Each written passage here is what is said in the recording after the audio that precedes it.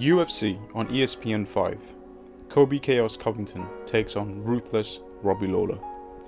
This is a very exciting fight for many reasons, and I'm going to do a quick breakdown of the fight, the fighters, and give my prediction of the outcome and how the fight will play out. But before we begin, I would really appreciate if you can take a moment to like the video and subscribe to my YouTube channel to start a small MMA community where we can discuss about the upcoming UFC fights. Any support is truly appreciated. So, let's begin. Now, Colby Covington is on a roll, carrying a record of 14 wins and 1 loss. He's on a 6-win streak and has a solid case for being the next in line for a title shot.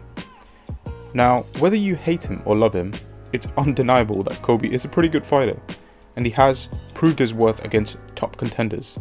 He's also won an interim championship. He has a solid wrestling background, plus he's fighting out of American Top Team, which is the former training camp of the ex-champ Robbie Lawler, who we all know is a true veteran of the sport with a record of 28 wins and 13 losses. But he is on a 2-loss streak, so this will be quite an important fight for Lawler. There's definitely some history between the two fighters. Both the fighters once trained together at the ATT. However, Lawler left American Top Team due to some disagreements, which Colby claims to be because of a picture of Tyron Woodley that was put up in the gym after he won against Lawler. Whether this is true or not, it still provides a little bit of drama to help sell the fight. But besides all of Colby's trash talk, his wrestling skills are no joke. He became a collegiate wrestling All-American and 2-time Pac-10 Conference champion, as was recruited into American Top Team. He has shown in his fights that he has a tremendous gas tank and that he can make the fight gruesome and tiring for his opponent by smothering them with his takedown attempts and always chasing after them, not giving a moment to relax and catch their breath. He absolutely demolished RDA with this style and even went through a submission specialist in Damian Maia. So Colby's ability to control his opponents on the ground and beating them up there is no joke. Unlike Askren, he doesn't just walk straight in looking for a takedown, but rather he sets them up with somewhat decent striking to keep his opponents guessing. He's relatively well rounded, but his game plan revolves around his superior wrestling. And in this fight, I imagine it's going to be the same. He's going to go after Lawler and try to tire him out by pushing the pace of the fight and constantly trying to take Lawler down. But he's got to be careful because Lawler has dynamite in his hands, and one mistake can mean lights out for Colby. But as we saw against RDA, Colby can keep this pace up for 5 rounds, and that will be his biggest weapon. But man, getting past Ruthless Robbie Lawler is no small task.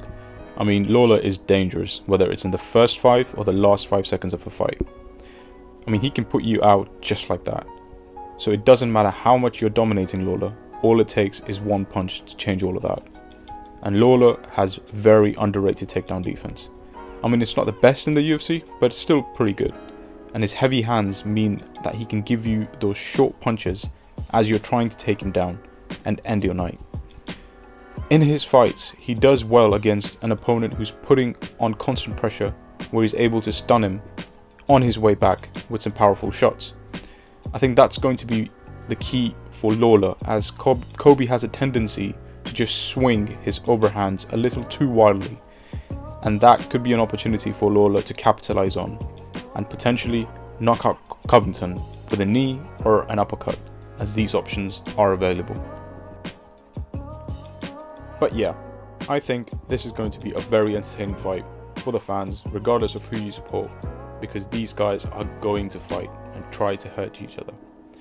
This is a difficult fight to predict, but I believe that Colby's superior cardio and wrestling will help him secure a decision win at the end, as I think this might be too much for Lawler to handle.